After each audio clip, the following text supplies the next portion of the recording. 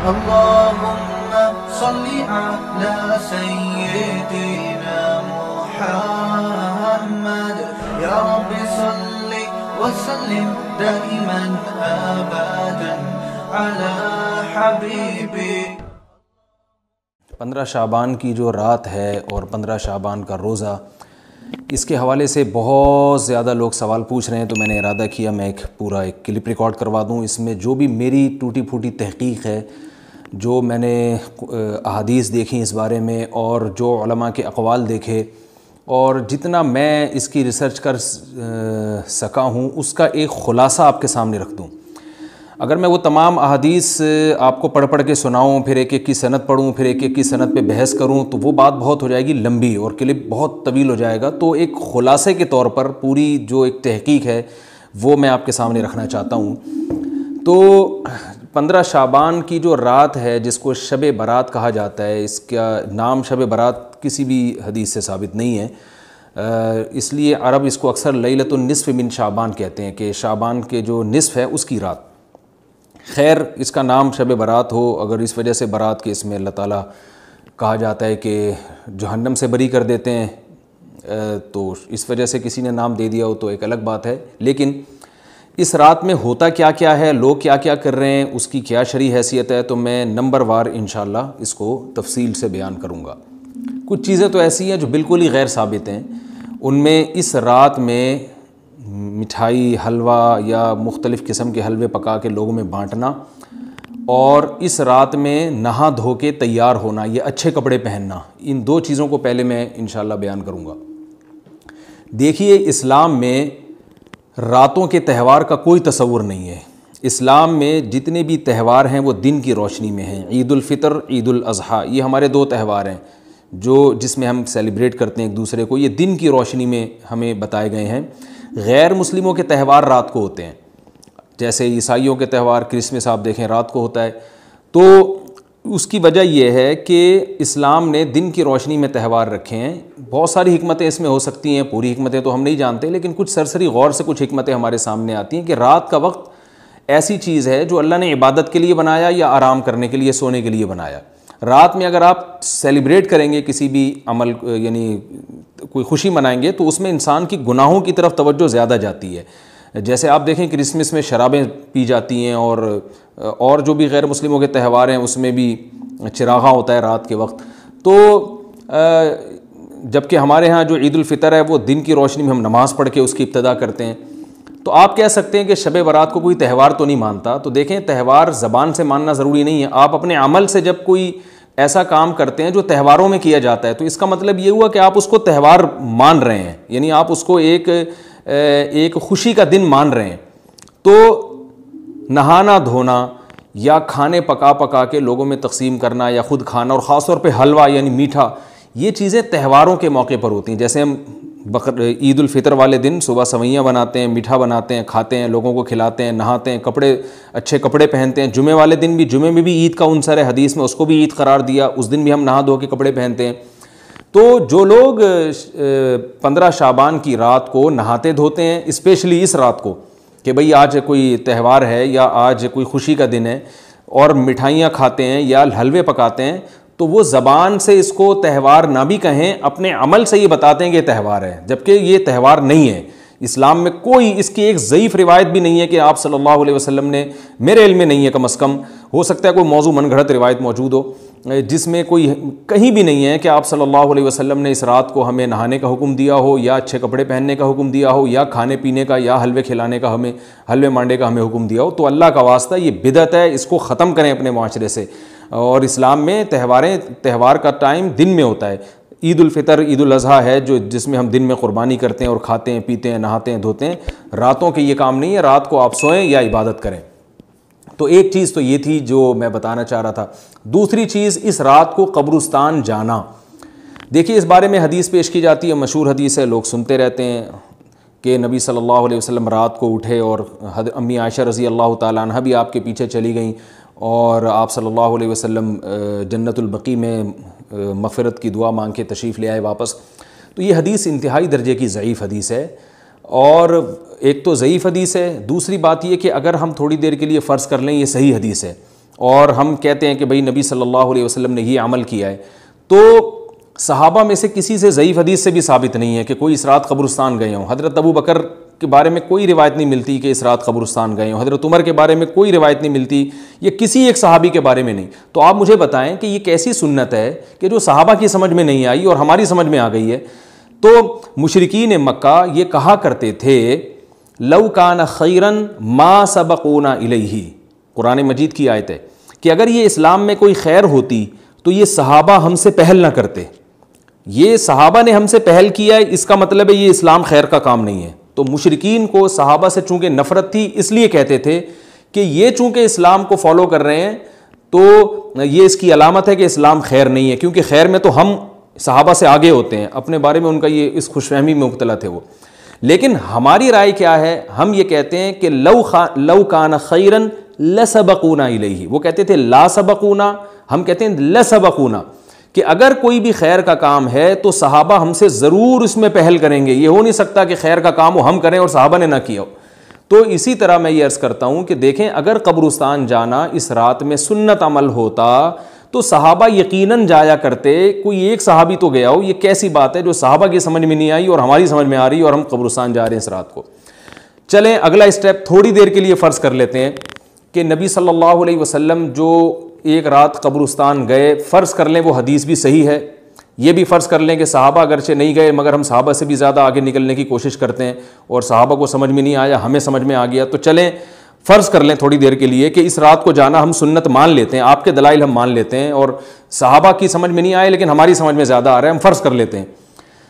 مان لیتے ہیں کہ اس رات قبرستان جانا سنت ہے۔ تو آپ مجھے بتائیں نبی نے جو عمل جس طرح سے کیا ہو اس طرح سے سنت ہوگا، یا آپ اپنی طرف سے، جس کو ہم پشتوں میں کہتے ہیں اخپل طریقے سے کرنا سنت ہے؟ نبی نے فجر کی 2 رکعتیں پڑھی ہیں اور ہر رکعت میں 2 سجدے کیے ہیں، آپ اگر فجر کی 3 رکعتیں پڑھیں گے تو کیا نماز ہو جائے گی آپ کی؟ اب آپ دلیل میں یہ کہیں کہ نبی نے فجر کی نماز پڑھی ہے تو مجھ پر بھی لازم ہے، تو بھائی نبی نے پڑھی ہے تو جیسے نبی کے پڑھنے سے آپ پر پڑھنا لازم ہو گیا تو جس طرح سے پڑھی ہے اسی طرح پڑھنا لازم ہوگا، اخپل طریقے سے پڑھنا لازم نہیں ہوگا۔ تو اسی طرح یاد رکھیں، فرض کر لیں کہ نبی قبرستان گئے ہیں اور یہ قبرستان جانا سنت ہے، تو نبی کس طرح گئے ہیں اور کتنی دفعہ گئے ہیں؟ نبی رات کو چپکے سے اٹھ کے گئے ہیں، کوئی کسی کو آپ نے جمع نہیں کیا، کسی کو بتایا تک نہیں، جو اس حدیث سے پتہ چل رہا ہے ہمیں، اگرچہ یہ ضعیف حدیث ہے لیکن فرض کر لیں یہ صحیح ہے، تو کہیں پتہ بھی نہیں چل رہا، چپکے سے قبرستان گئے اور چپکے سے واپس آئے اور پوری زندگی میں ایک دفعہ گئے، جبکہ ہمارے ہاں ہر سال قبرستان میں لوگ جا رہے ہیں، جب بھی شب برات آتی ہے لوگ قبرستان جاتے ہیں، ہر سال، نبی ایک دفعہ گئے اور آپ ہر سال جا رہے ہیں۔ نمبر 2، جاتے جتھوں کی شکل میں، نبی تو چپکے سے گئے ہیں، تو آپ رات کو 2-2:30 بجے ذرا چپکے سے اٹھیں اور تنہائی میں جب قبرستان میں وحشت ہو اور اندھیرا ہو اور وہاں قبرستان جائیں، اتنا دم ہے آپ میں، تو ہم کہیں گے بھئی آپ نے نبی کی سنت کو زندہ کیا ہے۔ لیکن آپ تو جتھوں کی شکل میں جا رہے ہیں، نہا دھو کے جا رہے ہیں، خوشبو لگا کے جا رہے ہیں، تیار ہو کے جا رہے ہیں، اور جو کچھ وہاں خرافات ہو رہی ہیں قبرستان میں وہ تو ساری دنیا کو معلوم ہے، میلے ٹھیلے لگے ہوئے ہیں وہاں پہ، گولے گنڈے بک رہے ہیں، برگر بک رہے ہیں، گول گپے بک رہے ہیں وہاں پہ، اور پھول الگ بک رہے ہیں، ہار پھول قبروں پہ چڑھانے کے لیے۔ کیا بدماشی ہے یہ، کیا منہ دکھائیں گے رسول اللہ صلی اللہ علیہ وسلم کو قیامت کے دن؟ آپ کے سامنے کیا وہ حدیث نہیں ہے کہ نبی صلی اللہ علیہ وسلم نے فرمایا کہ روایت میں آتا ہے کہ کچھ لوگ قرب میدان حشر میں آئیں گے تو ان کے چہرے ایسے ہوں گے جیسے میری امت کے چہرے ہوتے ہیں، میری امت کی شکل ہوتی ہے، حدیث کا مفہوم میں بیان کر رہا ہوں۔ تو جب وہ حوض کوثر کا پانی پینے کے لیے میرے پاس آئیں گے تو فرشتے ان کو بھگائیں گے، سحقن سحقن، تو آپ صلی اللہ علیہ وسلم پوچھیں گے یہ تو میری امت ہے، آپ تو فرشتے کیا کہیں گے کہ یہ آپ کی وہ امت ہے جنہوں نے آپ کے دنیا سے جانے کے بعد دین میں ایسی چیزیں ایجاد کر لی تھیں جن کا آپ نے حکم نہیں دیا۔ تو آپ کیا فرمائیں گے؟ سحقن سحقن، دور کرو ان سے۔ تو ایسا نہ ہو کہ ہم قیامت کے دن رسول اللہ صلی اللہ علیہ وسلم کی شفاعت سے محروم ہو جائیں۔ تو اللہ کا واسطہ قبرستان مت جائیں اس رات، گھر میں بیٹھیں آرام سے، یہیں بیٹھ کے میت کے لیے مغفرت کی دعا کریں، اور اگر آپ سمجھتے نہیں یہ حدیث بالکل صحیح ہے اور جانا لازمی ہے تو پھر تنہائی میں جائیں، ایسے قبرستان کا انتخاب کریں جہاں آپ کے علاوہ کوئی بھی نہ ہو، اور پھر چپکے سے جائیں اور پتلی گلی سے واپس آ جائیں آپ۔ اگرچہ ہم تو اس کو بھی نہیں مانتے لیکن اگر کرنا ہے تو پھر اس طریقے سے عمل کریں اگر آپ حدیث کو فالو کرنا چاہتے ہیں آپ اپنے خیال کے مطابق۔ تو یہ 2 باتیں ہو گئیں۔ ایک تیسری چیز کیا ہے؟ کیا قرآن اس رات میں نازل ہوا ہے اور تقدیر کے فیصلے اس رات میں ہوتے ہیں؟ دیکھیے قرآن میں 2 جگہ اللہ نے اس مضمون کو بہت وضاحت سے بیان کیا، ایک سورہ دخان میں، انا انزلناہ فی لیلۃ مبارکہ کہ ہم نے اس کو مبارک رات میں نازل کیا، اور اللہ نے فرمایا فیہا یفرق کل امر حکیم، اس میں حکمت والے فیصلے ہوتے ہیں اس رات میں۔ دوسری جگہ 30ویں پارے میں سورہ قدر میں اللہ نے فرمایا انا انزلناہ فی لیلۃ القدر، ہم نے اس قرآن کو لیلۃ القدر میں نازل کیا، اور اس میں بھی اللہ نے فرمایا تنزل الملائکۃ فیہا کہ فرشتے اس رات میں اترتے ہیں بإذن ربہم من کل امر، تمام قسم کے معاملات لے کے۔ تو یہاں بھی اللہ بتا رہے ہیں کہ جو 1 سال کے فیصلے جس رات میں ہوتے ہیں اور فرشتوں کے حوالے کیے جاتے ہیں، وہ رات اور قرآن کے نازل ہونے والی رات ایک ہی ہے، یہ الگ الگ راتیں نہیں ہیں۔ اور سورہ قدر میں اللہ نے فرما دیا واضح لفظوں میں کہ وہ لیلۃ القدر کی رات ہے۔ تو اتنی وضاحت کے بعد پھر یہ کہنا کہ اس رات میں قرآن نازل ہوا تھا، جبکہ اس کے بارے میں کوئی صحیح حدیث موجود بھی نہیں ہے، ضعیف یا موضوع روایتیں ہیں، تو یہ بالکل قرآن پر میں سمجھتا ہوں کہ یہ ٹھیک نہیں ہے، بالکل دلیل کے لحاظ سے یہ کمزور بات ہے۔ اگرچہ بعض علماء اس طرف گئے ہیں اور انہوں نے تعویل کی ہے، انہوں نے یہ تعویل کی ہے کہ قرآن جو ہے آسمان دنیا پہ آیا لیلۃ القدر میں، اور وہاں سے جو نیچے نزول شروع ہوا ہے وہ شب برات میں ہوا ہے، لیکن یہ تعویل عقل سے بعید ہے، اور اس تعویل کی ہمیں ضرورت بھی نہیں ہے۔ دو صحیح حدیثیں ٹکرا رہی ہوں یا قرآن کی آیت کسی ایسی متواتر حدیث سے ٹکرا رہی ہو، تو پھر تو وہاں ہمیں تطبیق دینے کی ضرورت پیش آتی ہے، جب قرآن کے مقابلے میں کوئی حدیث ہی نہیں ہے، صحیح حدیث بھی نہیں ہے۔ حالانکہ قرآن کے مقابلے میں تو فقہا کہتے ہیں کہ اگر صحیح حدیث بھی ہو، متواتر نہ ہو، صحیح حدیث بھی ہو، تو وہ بھی ظنی ہوتی ہے، تو اس حدیث کو رد کیا جائے گا، قرآن میں تعویل نہیں کی جائے گی۔ لیکن یہاں تو صحیح حدیث بھی نہیں ہے، یہاں تو ایک ضعیف روایت ہے اور ضعیف اقوال ہیں، آپ اس کو کیسے قرآن کے مقابلے میں لا سکتے ہیں؟ تو جو بالکل بے غبار بات ہے وہ یہی ہے کہ اللہ تعالیٰ نے قرآن مجید کو لیلۃ القدر میں نازل کیا، جو رمضان کے آخری عشرے میں ہوتی ہے، اور اسی لیلۃ القدر میں فیصلے بھی ہوتے ہیں۔ اور بعض لوگ کہتے ہیں اس میں حرج کیا ہے کہ ہم 15 شعبان کو بھی فرض کر لیں، اس میں قرآن نازل ہوا اور لیلۃ القدر میں بھی، بھائی اس سے لیلۃ القدر کی ویلیو کم ہوتی ہے۔ اللہ تو لیلۃ القدر کی ویلیو بڑھا رہے ہیں کہ یہ ایسی رات ہے جس میں 1 سال کے فیصلے بھی کر دیے جاتے ہیں، اور اس میں قرآن مجید کا نزول بھی شروع ہوا۔ تو جس رات کو اللہ نے جو پروٹوکول دیا ہے وہی پروٹوکول اس کو دینا چاہیے، آپ اس کو کسی اور رات کو نہ دیں وہ پروٹوکول۔ تو یہ تیسرا مسئلہ ہوا۔ پہلا مسئلہ حلوے مانڈے کا اور نہانے دھونے کا، وہ بھی غلط ہے۔ دوسرا مسئلہ قبرستان جانے کا، وہ بھی ٹھیک نہیں ہے۔ تیسرا مسئلہ کہ اس رات میں قرآن نازل ہوا اور فیصلے ہوتے ہیں، یہ تیسری بات بھی غلط ہے۔ نہ تو اس رات میں قرآن نازل ہوا اور نہ اس رات میں فیصلے ہوتے ہیں۔ چوتھی چیز کہ کیا اس رات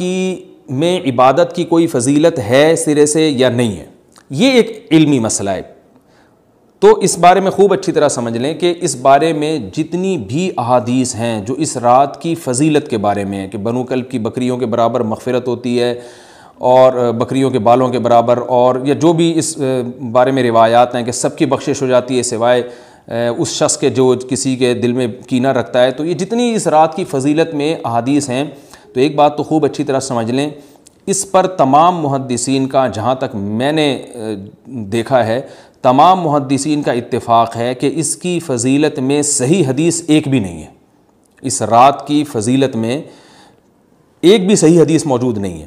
لیکن ضعیف روایتیں اتنی کثرت سے ہیں کہ ایک الگ محدثین کا اصول ہے کہ جب ضعیف روایتیں کی سندیں زیادہ ہو جائیں تو وہ حسن بن جاتی ہے، یعنی قابل قبول ہو جاتی ہے وہ، کیونکہ بہت ساری کمزور چیزیں مل کے اس میں کچھ قوت پیدا کر دیتی ہیں۔ تو اب جن علماء نے احادیث کے ضعف کی طرف دیکھا کہ ایک بھی صحیح روایت نہیں ہے، انہوں نے اس رات کا بالکلیہ انکار کر دیا کہ اس رات کی سرے سے کوئی فضیلت نہیں ہے۔ لیکن جن علماء نے اصول حدیث کی طرف دیکھا اور فقہ کے ایک اصول کی طرف دیکھا کہ کثرت روایات درجہ حسن تک پہنچ جاتی ہیں ضعیف روایات، تو انہوں نے کہا کہ بالکل اس رات کی فضیلت کا انکار ہی سرے سے کر دینا یہ غلط ہے۔ تو جمہور اس طرف گئے ہیں کہ اس رات کی فضیلت کا بالکلیہ انکار کر دینا یا اس کی عبادت کی فضیلت کا بالکلیہ انکار کر دینا یہ ٹھیک نہیں ہے، لیکن کچھ علماء، وہ بھی بڑے محقق علماء ہیں، وہ اس طرف گئے ہیں کہ اس رات کی سرے سے کوئی فضیلت اسلام میں ہے ہی نہیں۔ اب میں دونوں طرف کے علماء کا کچھ تھوڑا سا تجزیہ پیش کرتا ہوں۔ تو جو علماء یہ کہتے ہیں کہ اس رات کی فضیلت ہے اور فضیلت میں کثرت سے روایات ہیں اور اس میں بڑے بڑے علماء داخل ہیں، امام شافعی رحمہ اللہ تعالی جیسے مجتہد بھی ہیں جو اس رات کی فضیلت کے قائل ہیں۔ باقی ائمہ سے مجھے جو ہے نا امام ابو حنیفہ سے کچھ نہیں ملا اس رات کی فضیلت کے بارے میں، اور امام احمد ابن حنبل سے بھی مختلف روایات ملی ہیں، اس لیے میں جزم سے کسی اور امام کے بارے میں نہیں کہہ سکتا، لیکن امام شافعی سے بہرحال اس کی فضیلت صراحتاً منقول ہے، اگرچہ انہوں نے بھی اعتراف کیا ہے کہ اس کی روایات کے بارے میں جتنی اس بارے میں روایات ہیں وہ ضعیف ہیں، لیکن وہی ایک اصول ہے کہ جب ضعیف روایات بہت کثرت سے ہوتی ہیں تو درجہ حسن تک پہنچ جاتی ہیں۔ تو اس اصول کے تحت جمہور اس کے قائل ہیں کہ اس رات میں عبادت اگر ہم کرتے ہیں تو دوسری راتوں کی نسبت ہمیں ثواب زیادہ ملتا ہے، لیکن جو بعض دوسرے علماء جو بالکل ہی اس رات کی فضیلت کے منکر ہیں، ان کے دلائل میں یہ ہے کہ یہ بات اگرچہ درست ہے کہ اگر ضعیف روایات کثرت سے ہوں تو وہ درجہ حسن تک پہنچ جاتی ہیں، لیکن وہ کہتے ہیں کہ کچھ قرائن ایسے ہیں جن قرائن سے پتہ چلتا ہے کہ جو ہے ان قرائن کو اگر سامنے رکھا جائے تو وہ ان کی رائے یہ ہے کہ پھر ان کا خیال یہ ہے کہ ان کا رجحان اس طرف ہے کہ اس رات کی سرے سے کوئی فضیلت نہیں ہے۔ ان قرائن میں ایک چیز یہ بھی ہے کہ اس کے بارے میں جو روایات ہیں ان میں بہت زیادہ ثواب کی بشارت سنائی گئی ہے، تو بعض محدثین کا یہ اصول ہے کہ کسی رات کے بارے میں یا کسی خاص عمل کے بارے میں بہت زیادہ کہیں غلو ہوتا ہے یا مبالغہ ہوتا ہے، غلو تو نہیں کہہ سکتے، تو یہ خود ایک اس طرف اشارہ ہوتا ہے کہ یہ ایک ضعف ہے، اگرچہ یہ کوئی اتنی مضبوط بات نہیں ہے، لیکن بہرحال جو علماء اس کی فضیلت کے بالکل منکر ہیں ان کی ایک دلیل میں آپ کے سامنے پیش کر رہا ہوں۔ دوسری بات یہ ہے کہ جو علماء اس کی فضیلت کے بالکل بھی قائل نہیں ہیں ان کی ایک بڑی دلیل یہ بھی ہے، جن میں ہمارے شیخ حضرت مفتی رشید احمد صاحب رحمہ اللہ تعالیٰ بھی تھے، اگرچہ انہوں نے اس بارے میں کوئی صراحتاً فتویٰ نہیں دیا، لیکن وہ یہ اشکال ظاہر کیا کرتے تھے کہ شریعت میں جب بھی کسی وقت کی یا کسی خاص رات کی کوئی فضیلت آتی ہے تو اللہ تعالیٰ اس کو جو ہے وہ اس کا صحیح ٹائم نہیں بتاتے بلکہ اس میں اختلاف ڈال دیتے ہیں۔ اس کی مثال ایسے جیسے جمعے کے دن حدیث میں آتا ہے کہ ایک وقت جمعے میں ایسا آتا ہے جس میں دعا لازمی قبول ہوتی ہے، اب ظاہر ہے وہ بڑا فضیلت کا وقت ہے، تو وہ وقت ہمیں متعین طور پہ بتایا نہیں گیا ہے، اس لیے علماء کا اس میں اختلاف ہوا، بعض نے کہا عصر کے بعد، بعض نے کہا کہ 2 خطبوں کے درمیان۔ لیلۃ القدر کو دیکھ لیں، لیلۃ القدر کی فضیلت میں قرآن بھی ہے، بہت ساری احادیث ہیں، لیکن لیلۃ القدر کی رات ہے کون سی یہ اللہ نے اس میں ابہام ڈال دیا۔ طاق راتوں میں 21 بھی ہو سکتی ہے، 23 بھی ہو سکتی ہے، بعض بلکہ حدیث سے 22ویں رات کا بھی ہونا ثابت ہے، زیادہ امکان 27ویں رات کا ہوتا ہے، تو وہ متعین نہیں ہے۔ تو جو علماء کہتے ہیں اس کی سرے سے کوئی فضیلت ہی نہیں ہے، ان کا رجحان وہ ان کی ایک یوں سمجھیں کہ دلیل تو نہیں لیکن ایک استئناس کہتے ہیں اس کو، کہ اس سے ان کے اس نظریے کو تقویت ملتی ہے کہ اگر یہ اس کی اتنی زیادہ فضیلت ہے تو اس کی تعیین میں اختلاف بالکل بھی نہیں ہے، تو یہ وہ کہتے ہیں کہ یہ مزاج شریعت کے خلاف ہے۔ اور تعیین میں اختلاف ہوتا کیوں ہے؟ علماء نے بیان کیا اگر لیلۃ القدر کو متعین طور پہ بیان کر دیا جاتا نا کہ یہی لیلۃ القدر ہے تو بہت ساری اس میں جو ہے نا حکمتیں فوت ہو جاتی، جن میں ایک یہ بھی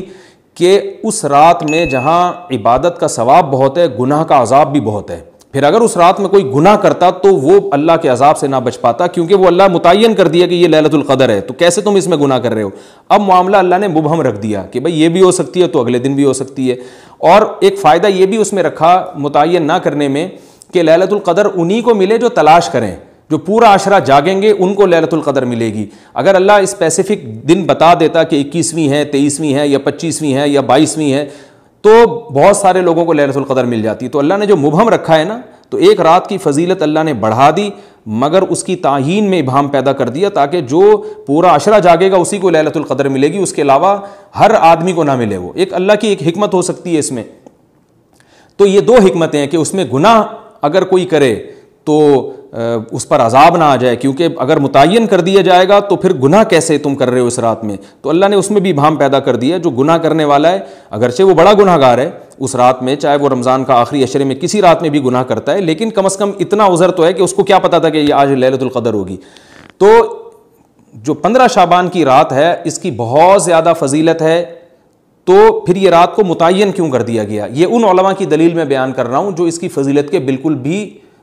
قائل نہیں ہیں، لیکن بہرحال حقیقت یہ ہے کہ جمہور علماء اس کی فضیلت کے قائل ہیں، کیونکہ یہ جو میں نے دلائل دیے کہ وہ علماء جو اس کی فضیلت کے سرے سے منکر ہیں ان کے یہ دلائل کو ہم دلیل نہیں کہیں گے بلکہ استئناس کہیں گے کہ استئناس کہتے ہیں کہ ایک چیز استدلال نہیں ہے بلکہ ان اپنے نظریے کی تقویت کے طور پر ایک چیز کو پیش کر دینا جس سے یہ لگتا ہو کہ واقعی یہ صحیح کہہ رہے ہیں، اس کو استئناس کہتے ہیں، میں جو آسان لفظوں میں سمجھانے کی کوشش کر رہا ہوں۔ اور ایک استدلال کہتے ہیں کہ ایک ریسرچ کو، ایک پوری تحقیق کو۔ تو جمہور کا مذہب ایک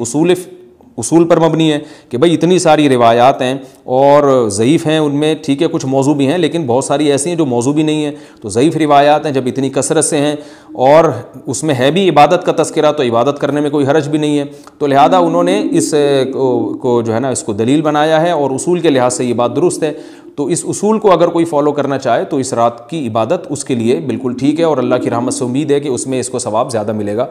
تو جمہور ایک طرف ہیں اور بعض علماء دوسری طرف ہیں۔ تو یہ میں نے صرف اس لیے بیان کر دیا کہ اس رات کی فضیلت میں اتفاق نہیں ہے بلکہ مختلف فی ہے، مجتہد فی ہے، اختلاف رائے اس میں ہو سکتا ہے۔ تو اگر کوئی عالم اس رات کی فضیلت کا بالکلیہ انکار کرے اور ان علماء کا بھی احترام کرے جو اس رات کی فضیلت کے قائل ہیں تو پھر اس عالم پر رد کرنے کا حق نہیں ہے۔ دوبارہ میں اپنی بات کو ریپیٹ کرتا ہوں، اگر کوئی عالم یہ کہے کہ اس رات کی سرے سے کوئی فضیلت نہیں ہے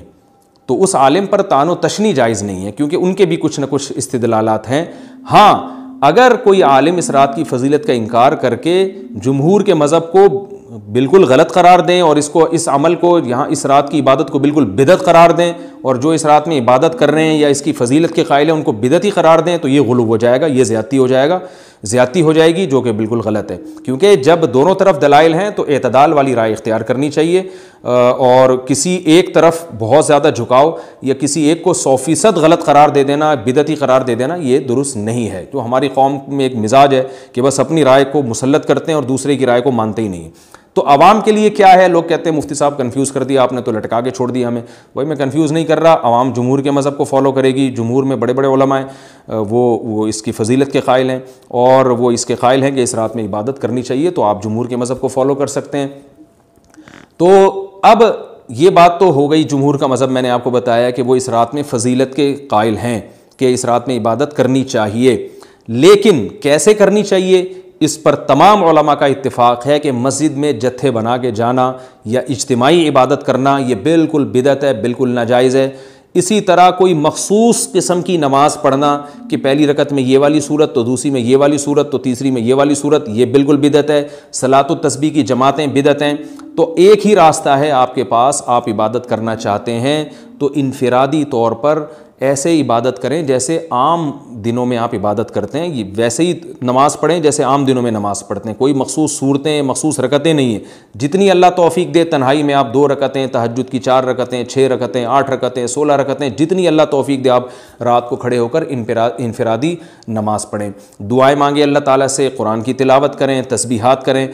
جتھے نہ بنائیں مسجد میں، چراغاں نہ کریں، بتیاں نہ لگائیں، قبرستانوں پہ رش نہ کریں، یہ سب ناجائز اور سب حرام ہے، گناہ ہے، اس کا اسلام میں کوئی تصور نہیں۔ کرنا ہے تو صرف ایک کام آپ کر سکتے ہیں کہ صرف عبادت کریں اور اللہ کی رحمت سے امید کی جا سکتی ہے کہ اللہ تعالیٰ اس رات میں آپ کو عبادت کا دوسری راتوں کی نسبت ثواب عطا فرمائے گا۔ کیونکہ آپ اگر جمہور علماء کو فالو کر رہے ہیں تو ہمیں یعنی جن کے پاس علم نہیں ہے تو ان کو علماء ہی کو فالو کرنے کا اللہ نے حکم دیا ہے، تو آپ جمہور علماء کی رائے پر عمل کرتے ہوئے اگر عبادت کرنا چاہیں تو اللہ کی رحمت سے امید ہے کہ انشاءاللہ آپ کو ثواب ملے گا۔ لیکن عبادت کا کوئی مخصوص طریقہ ہرگز نہیں ہے۔